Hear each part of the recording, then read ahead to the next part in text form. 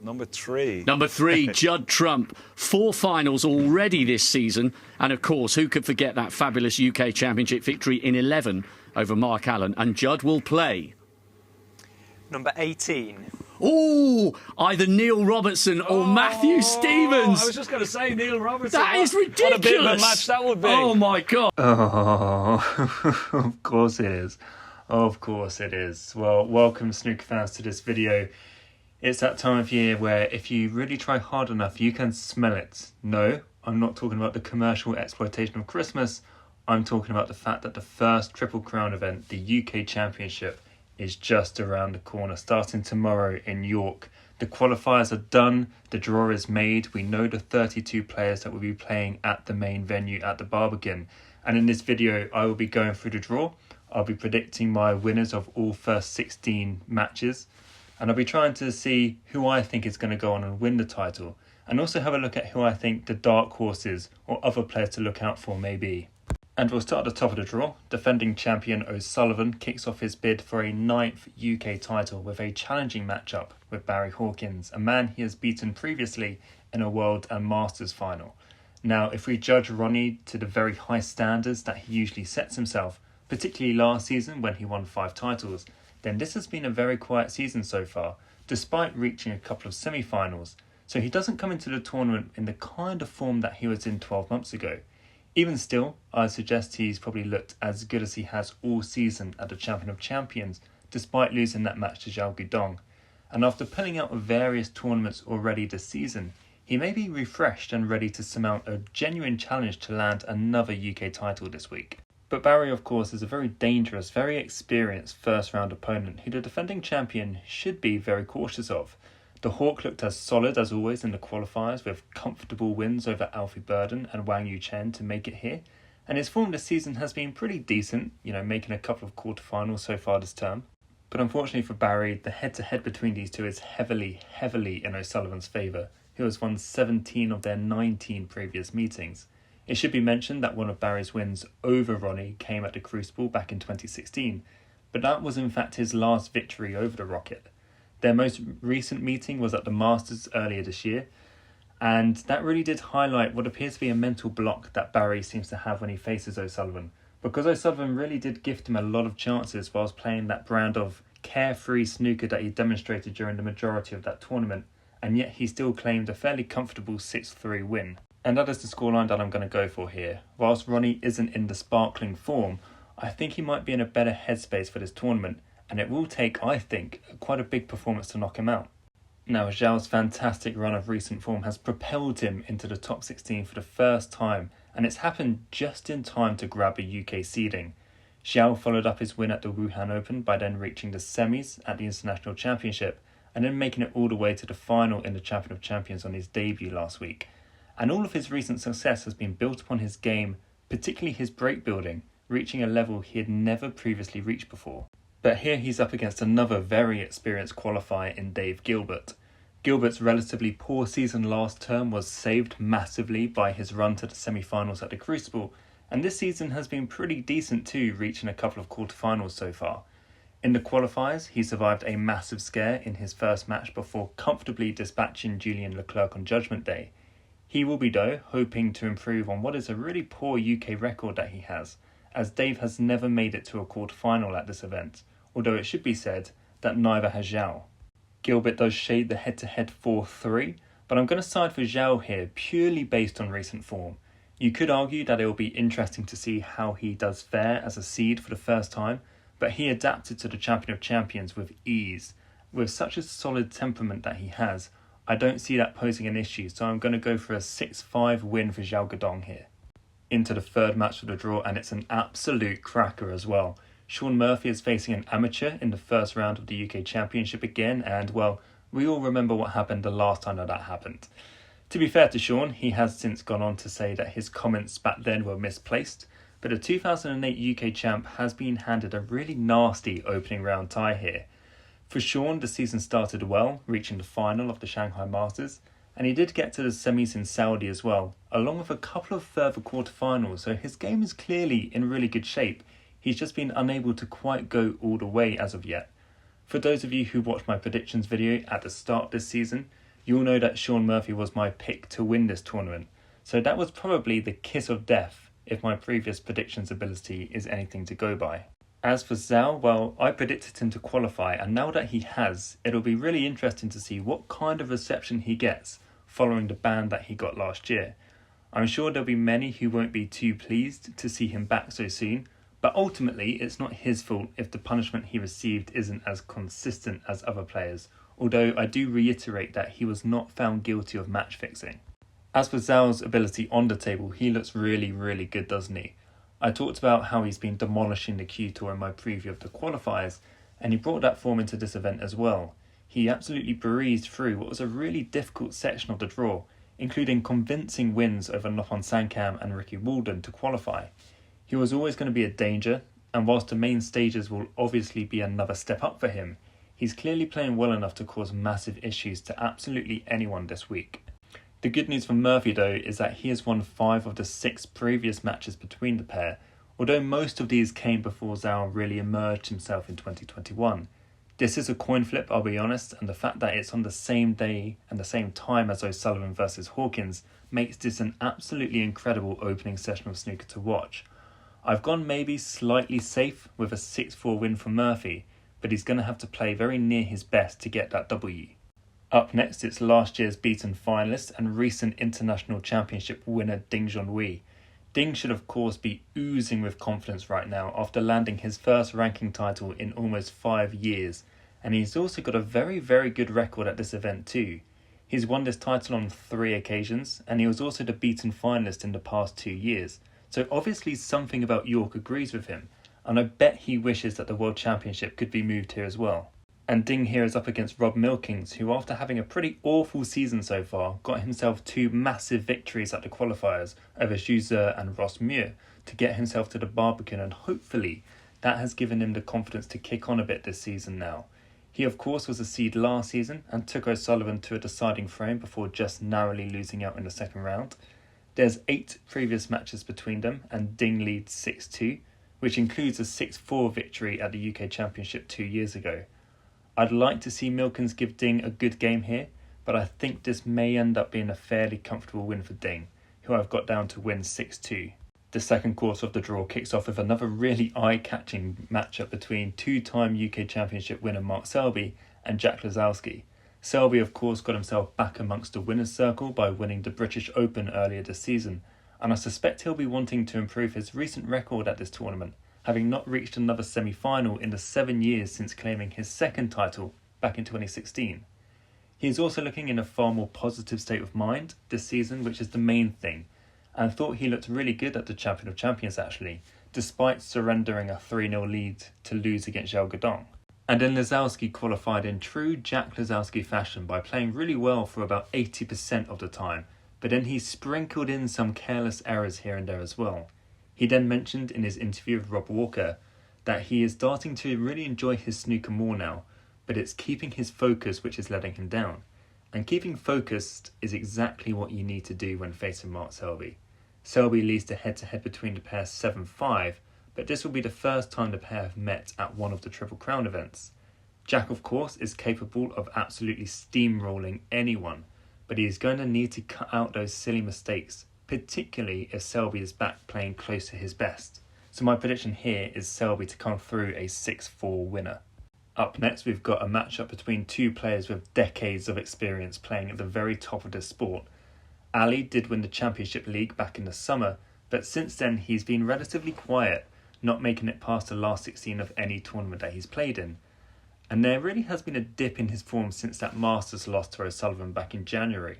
However, he has talked recently about having his enthusiasm for the sport reignited, so that perhaps indicates more time has been spent on the practice table. As for Ryan Day, he really is a consistent qualifier for these BBC events, and he came through 2 matches with minimal fuss again. He got to the Crucible last season and beat Hawkins there, so even when his consistency isn't always there, he is usually a man for the bigger occasions. There's nothing to separate them in terms of their head-to-head, which stands at 6 wins apiece. So this is another match which really could go either way. With his tail up after 2 qualifying wins though, I'm going to go with a 6-5 win for Ryan Day. And now, amongst all of the mouth-watering first-round matches we have this year, this one may just fly slightly under the radar, but it is absolutely a match not to be missed. C is another new member of the world's top 16, and whilst he is still yet to get his hands on the trophy, he has shown very impressive consistency since that painful World Championship loss 18 months ago, which also includes a run to the final of this season's Wuhan Open. Wu Yize has of course also reached the final this season at the English Open, and he wasn't particularly troubled in his wins over Ashley Carty and David Lilley to qualify here. What both of these men have in common is they both know how to pot a long ball, and there's not really much point in bothering with safety statistics because neither will want to be doing anything other than going for their shots and trying to close out frames in a single visit. There's just been one single previous meeting between these two fellow countrymen, which was at the qualifiers for last season's World Championship, which C won 10-4 after being 4-0 down. Like I say, this is definitely a match to watch if you're able to on Sunday night, but I think C is the more polished product than Wu, so I'm going to go for a 6-3 win for him. As I said in my preview of the Champion of Champions, this has been a relatively quiet season for Mark Allen, but he did get to his second semi-final of the season at the Champion of Champions last week, and you know, for most people, 2 semis would represent a pretty good return, but I think Allen expects a little more from himself these days, and I'm yet to really see him fly this season. York has though been a happy hunting ground in the past for Mark, who won the title in 2022, and has also been a beaten finalist on 2 further occasions, as well as getting to another couple of semi-finals. And Jackson Page, well, I talked about him last season and the need for him to start finding consistency in his game, and he really is starting to do that this season. He reached the final of the Championship League, got to a quarter-final in China, and has now beaten Jamie Clark and Hussein Fafaye to make it to the UK Championship, so we may be beginning to see shoots of him fulfilling that potential he's had for quite some while. This will be the first matchup between the pair, so there's no real guidance there to help me decide on how this will go. My instinct though tells me that Mark Allen's more measured approach is likely to be enough to prevent Jackson from getting into his free-flowing rhythm, so I've gone for a 6-3 win for Mark Allen here. Right then, there's so many fantastic first round ties here, but this is probably the pick of the bunch. Judd's remarkable levels of consistency have been marvelled upon many times on this channel, and it is perhaps surprising that he's not added to the first and only UK title he won back in 2011, although he has been a beaten finalist on 2 further occasions. Picking up from where he left off last season when he won 5 big ranking titles, Judd's added 2 more titles to his collection this season and simply does not lose early in tournaments. Only once in 2024 has he not made it to at least a quarter-final, and even though I brought this up before, it really is a staggering record that he has. Neil, on the other hand, managed to brush aside the demons of not qualifying for the Crucible back in the spring by getting the 2 wins that he needed to make it to the Barbican this year, although he used up several of his 9 lives in his late night deciding frame win over Ollie Lyons. Neil has been pretty bullish in interviews this season, stating that he feels as though his game is in a better place than ever before, but I do still think he is a gear or 2 below producing his very, very best. There is also a subplot here, where Neil is currently 16th in the race to the Masters, but a loss to Judd here would almost certainly remove any chance he has of making it to Ali Pali in the new year. And now, if we exclude the Championship League, the pair have played each other on 27 previous occasions, with Judd Trump winning 15 of those. But a lot of their meetings have come on the very biggest stages. They've played twice at the World Championship, where the head-to-head is 1 each, 3 times at the Masters, which Judd leads 2-1, and this will be their 3rd meeting at the UK Championship, after Judd won a semi-final in 2011, and then Neil of course won that memorable final 4 years ago on the final pink. Now look, from a fan's perspective, this is a really great draw, probably the best draw you could get, but for fans of either player, it's probably just about as bad as it possibly could have been. I'll also be interested to see if the comments about Neil's slow play may have any influence on this match, because Neil may have half a mind to think that playing slower than usual will frustrate Judd, because that clearly happened at the Champion of Champions, but typically I find that whenever Neil bogs himself down, the only player it affects is himself. Either way, I really hope this match lives up to the hype. They've given us some incredible matches in the past, and I'm going to go with my heart instead of my head here and have Neil to win in a decider. Up next, we've got the 3 times UK champion John Higgins, who, despite falling out of the top 16 for the first time in almost 30 years early this season, is right back where he belongs for this event. Discounting the Championship League wins he's had, John has not claimed a major title since February 2021, and I'm sure having seen what O'Sullivan and Williams have been doing recently, he is desperate to get back to winning trophies again. But he does still produce high levels of consistency and has reached a final and a quarter-final so far this season. Igor King had to win 3 matches to qualify for York, and 2 of those wins came in tight final frame deciders against both Anthony McGill and Stan Moody, which are both really big scalps to have achieved. He is a previous ranking event quarter-finalist and does have the ability to score quite heavily when in amongst the balls. Now looking at the head-to-head between these two, and he has only played the 4-time world champion on one previous occasion, back at last year's Scottish Open, and Higgins won that comfortably 4-1. On paper, this looks like a fairly decent draw for Higgins, and whilst you can't overlook a man who's got 3 impressive wins to qualify, it is hard to look past John here, so I'm going to go for a 6-1 win for Higgins. We've got the second all-Chinese clash here between Zhang Anda and Li Paifan, and this represents the final 2 of 8 Chinese players to be playing at the Barbican this year. Starting with Zhang, he's not been able to replicate the crazy highs that he produced last season, where he of course reached 3 finals, with just a single quarter-final appearance to his name so far this season. The money he earned last season though means Zhang still sits pretty comfortably within the world's top 16, and he did make it to last year's quarter-finals as well. Li Paifan is another one of the players to have started right from the beginning and had to win 4 qualifying matches just to get here. His last 2 matches in particular, against Tom Ford and Ben Williston, were the standout victories, even if both of those have been out of form this season. Li had also won 4 matches in a row earlier this season in Saudi Arabia before losing to O'Sullivan in the last 32 there, so he's definitely got recent previous of getting on a bit of a run. Getting past the last 32 though is something he's only managed to do 4 times in the past. And then looking at the head-to-head, outside of 1 match at the 6 Reds, these two have never played before.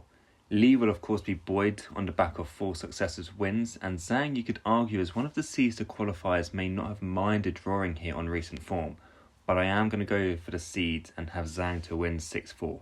The recently crowned Champion of Champions is up next, and this is another one of those really massive standout ties of the round. I'm not going to rehash what I said about Mark in my review of his tournament win last week, but we do have a man here who has not only won a big title this season, but was also incredibly close to landing another as well. This tournament though isn't one of Mark's favourites, and his second and final UK title came 22 years ago, would you believe, and the last time he reached a final here was back in 2010. That said, he's not previously won a match at the Champion of Champions before this year, and then we saw him go on and do a Luca Brissell by winning the whole thing. But his opening opponent is Stuart Bingham, who would complete the career triple crown if he goes all the way in York this week. Now, I said in my predictions of the qualifiers that I really should have backed Stuart, and that's exactly what he proved, whitewashing Jimmy Robertson, who I'd backed instead of him. Stuart comes alive at these big tournaments and has proved at the Crucible last season he can't be discounted when talking about dark horses for this title. He's reached 3 semi-finals at this tournament, and on each occasion he has heartbreakingly lost in a deciding frame every single time, so he has gotten close on numerous occasions before. There's been 15 previous matches between these former world champions, and Stuart just edges it 8-7, and having played each other at the Worlds and the Masters before, this match will complete the Triple Crown set. I did have a habit of backing against Stuart at the World Championship, and then of course I made the exact same mistake again at the qualifiers. And whilst this is an incredibly tough match to call, I'm going to learn from my mistakes, I think, and have Bingham down to edge this 6-4. The Belgian bullet Luca Brissell will be taking time out of his 2028 Ironman training to see if he can pick up some results back on the green baize this week. Now there are, I'm sure, those who are questioning Luca's dedication to the sport, but I guess in his mind he's already achieved everything he'd set out to by winning the world title last year, and he's clearly got now other targets to pursue instead. I think it would be a shame if Luca does completely disappear from the sport, given how enjoyable he is to watch, but that's a decision for him and not for us. On the table, Luca's only won 5 matches this season and still finds himself in danger of falling off tour come the end of the season. Jack Jones had a quiet start to his first season as a top 16 player, but looks to be beginning to find his feet again. He followed up a couple of impressive displays at the Champion of Champions by beating Ian Burns and Fan Zheng Yi with ease to qualify here, and you half suspect that Jack will feel more comfortable coming here as a qualifier rather than a seed. Jack also leads the head-to-head 2-1, and Luca's only win came back in 2017. Everything here is pointing towards Jack Jones, and whilst Luca proved at the Crucible last year that he can turn it on just like that, there's nothing here to help me think that he'll do it this week, so I'm going to go for Jones to win 6-3. The first Wilson of the draw is here, and he is another man who has started to pick up results after a slow start to the season, and with a decent run to the International Championship quarterfinals still fresh in his mind, he may come here with a little bit more confidence than he would have done a few weeks ago. The UK Championship, however, has not been a great event for Gary so far, only reaching a single last 16 appearance back in 2019. I also seem to put the curses on him because I suggested he'd be a dark horse at the World Championship last season and he lost first round. I then predicted him to get to the final of the Champion of Champions last week, and you guessed it, he lost first round there too. But how good is it to see Michael Holt back here? Holt, of course, fell off tour a couple of seasons ago, but he's back as a professional this year. And if we discount Zhao Xing Tong, who is an amateur, Michael is the lowest ranked player in this draw. He also needed to win 4 matches to qualify, and they were some big results as well, beating the likes of Stephen Hallworth, Ishpreet Singh Chadha, Joe O'Connor and Lu Hongyu. I think Michael is up there with probably one of the most loved snooker players, and there'll be a lot of people wanting to see him do well this week. The head-to-head is 2-0 in Holt's favour, but you can't really read too much into that given the results came back in 2013 and 2017. I do think there was a genuine chance for Holt here, but it's been quite a long time since he's been back on a stage as big as this, and the question will be, can he settle into the match quickly? I know I have bad form for predicting Wilson, but I'm doing it again here, and I have him down to win 6-2. Chris Wakelin's first reward for his superb recent consistency is finding himself at the Barbican without even having to pot a ball. He got himself into the top 16 at the perfect time of his run to the final in China, although he couldn't quite get the job done there against Deng Junhui. Chris is 9th on the 1-year list despite not winning a tournament, so that in itself tells you the form he's in at the moment. I'd suggest he falls under the bracket of a man who is a solid all-round match player, which always feels a bit backhanded whenever I hear it, but it really is high praise. Matthew Selt was another player just like Bingham who I knew I should have gone for, but tried to be too clever with my qualifiers predictions instead. Matthew is another who is always a good bet to qualify for the major tournaments, and has reached a quarter-final earlier this season in China. I would suggest his style of game is also very similar to Wakelin, so it could be a bit of a slugfest here with neither player wanting to give an inch to the other. Matthew Selt leads the head-to-head between these two 4-1, and in fact Wakelin's only win was the 6-Red World Championship, so that doesn't bode particularly well for the seed. However, Chris is a completely different player now, a much more confident player, and I have him down to edge this 6-4. And now finally we have the second seed and reigning world champion Kyron Wilson. Again, I don't want to repeat what I've said in other videos this season, but Kyron has adapted to his new tag as world champion like a duck to water, with 2 titles already under his belt this season, and he comes here as one of the pre-tournament favourites. This is the only Triple Crown event that he's yet to reach a final in, with his best performance coming 3 years ago when he got to the semi-finals, losing to Luke Brissell back then. But outside of that, there has been a string of early exits, and he did lose first round last year to Jamie Clark. Stephen Maguire said he was extra motivated to make it back to York, and that's exactly what he achieved this year with wins over Artemis Zins and then that very edgy deciding throwing win over Elliot Slesser. In contrast to his opponent, Stephen probably views this as his best tournament. He won, of course, in 2004 and reached further finals in 2007 and 2019. He also has 4 further semi-final appearances here, so regardless of form, you can typically guarantee that he'll produce his very best at this venue. Now, it does feel a little surprising to me that these two have only played each other 8 times before, and Kyron leads their head-to-head 5-3.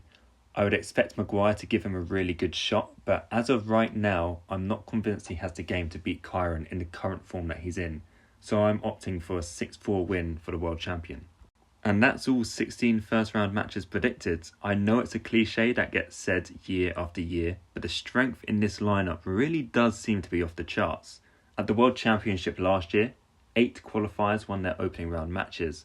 I've only gone for 4 qualifiers here, but given how tight the majority of these opening round ties look, there will likely be a few more. Looking at the tournament more generally, I think the winner of either Trump or Robertson will really fancy their chances because it will be such a confidence boosting win to get so early in the tournament, and we know both are playing pretty well this season too.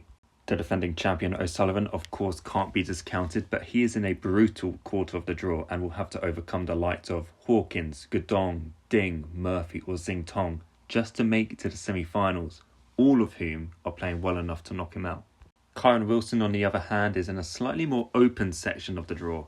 Nothing is easy with the standard as high as it is these days, but no one in his quarter of the draw has won a title this season. Stuart Bingham may also feel that if he can beat Williams and get his tail up, he's got another good chance of going deep in this event. And of course the same applies to Mark Williams too. And with 8 Chinese players in the draw, it's not beyond the realms of possibility that we could have a new champion from the Far East. And I'll be watching with interest the likes of Xi Jiawei, Wu Yize and Zhao Xingtong. All in all, it promises to be a really good tournament, and hopefully the tournament manages to live up to the billing. But if you ask me right now from the outset who will win, I may half be leaning towards Kyron Wilson, but that is only because he is the player I'm most confident about getting through to the semi-finals. Everywhere else in the draw is a bit of a minefield. But as regular viewers of the channel will know, my predictions ability is average at best. But as always, tell me who you think looks to be the main contenders this year, or perhaps any dark horses you might be putting a bet on, and I will be back to recap how the whole tournament unfolds after the final.